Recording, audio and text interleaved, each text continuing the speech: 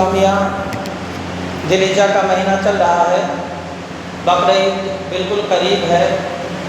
آپ حضرات اپنے اپنے گھروں میں قربانی کا اہتمام کرتے ہیں، قربانی کرتے ہیں۔ اس کے حوالے سے میں بہت اچھی باتیں آپ لوگوں کے سامنے پیش کرنے جا رہا ہوں، کیونکہ جمعہ میں بہت ہی کم موقع ملتا ہے اس طرح کے بیانات کرنے کے، کیونکہ وقت بھی کم رہتا ہے اور اس میں کئی چیزیں بتانی رہتی ہے، تو اسی لیے بہت ساری باتیں ایسے ہوتی ہیں کہ جمعہ میں نہیں بیان کی جاتی۔ لیکن یہ ایسی جگہ ہے اور یہ محفلیں ایسی ہوتی ہے کہ اس میں ایسی چیزیں بیان کی جاتی ہیں جو ہمارے علم کے لیے بہت ہی مفید ہوتا ہے۔ دیکھیے، ہم قربانی کرتے ہیں، لیکن قربانی کرنے کے بعد جو زمین پر اس کا خون کا قطرہ گرتا ہے تو اس کا کیا اجر اور کیا ثواب ہے، انشاءاللہ العزیز ہم آج آپ کے سامنے بیان کرنے کی کوشش کریں گے کہ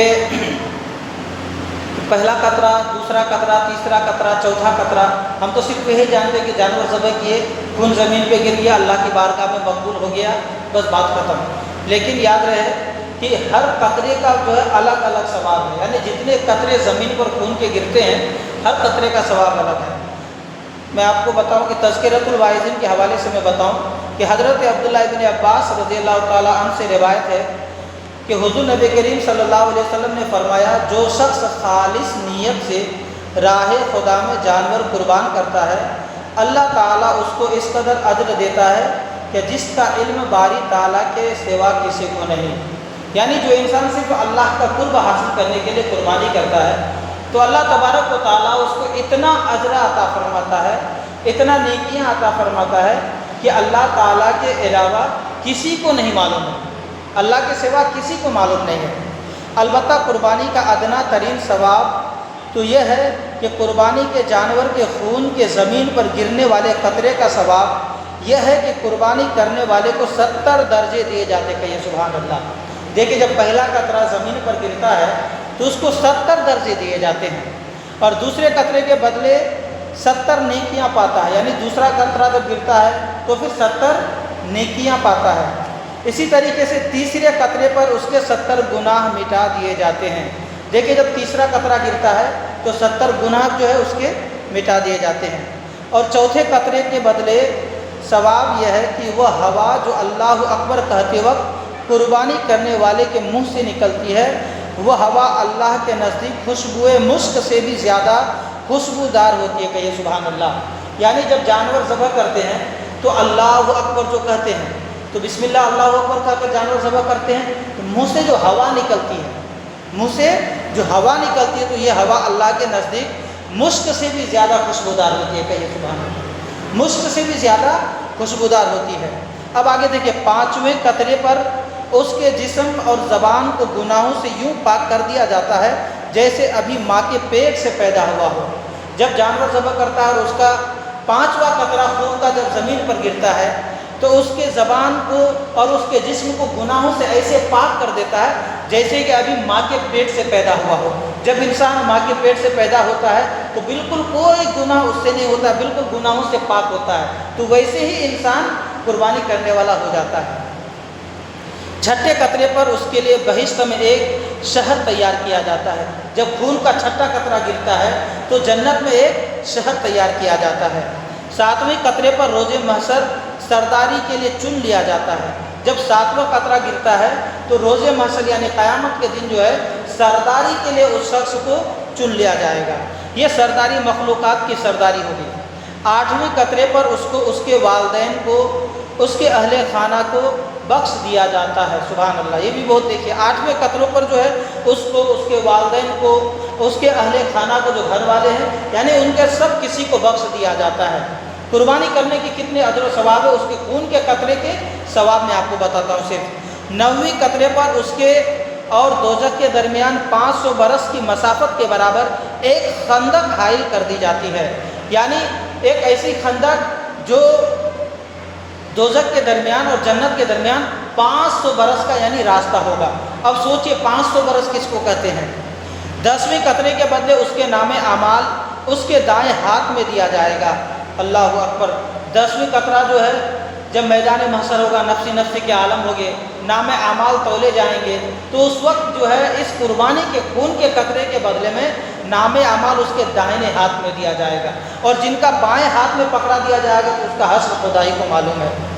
11ویں قطرے پر اس کی نمازیں اور نیک دعائیں قبول ہوں گی، یعنی 11ویں قطرے پر نماز بھی قبول ہوں گی اور نیک دعائیں بھی قبول ہوں گی۔ 12ویں قطرے پر اس کے لیے آتش دوزخ سے رہائی لکھ دی جائے گی، یعنی 12واں قطرہ جب ہوگا، یعنی خون کا قطرہ 12واں قطرہ گرے گا تو دوزخ سے اس کے لیے آزادی لکھ دی جائے گی۔ 13ویں قطرے پر اس کو 70,000 حوریں دی جائیں گی۔ 14ویں قطرے پر مرض الموت میں اسرائیل علیہ السلام اس کو رحمت بخشش کی نوید مسرت سناتے ہیں۔ اسی طرح سے 15ویں قطرے پر اس کی موت کی سختی کم ہو جاتی ہے۔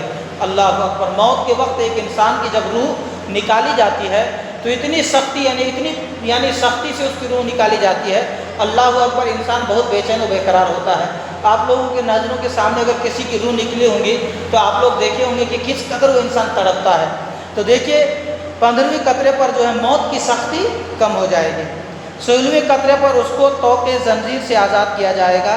17ویں قطرے پر 70 غلام آزاد کرنے کا ثواب ملے گا۔ اسی طرح 18ویں قطرے پر اس کو روز محشر ایک براق دیا جائے گا جس پر سوار ہو کر وہ پل صراط سے بجلی کی طرح گزر کر جنت میں داخل ہوگا۔ سبحان اللہ، دیکھیے یعنی ایک قطرہ اس میں ایسا بھی ہے کہ اس قطرے کے بدلے میں روز محشر جو ہے اس کو ایک براق دیا جائے گا، گویا کہ وہ براق اس خون کے قطرے کے بدلے میں اس کی سواری ہوگی، وہ انسان سوار ہو کر پل صراط سے بجلی کی طرح جو ہے گزر کر جنت میں داخل ہو جائیں گے۔ اسی طرح سے 19ویں قطرے پر جو روز محشر حساب و کتاب میں اس پر رحمت الہی کا نزول ہوگا۔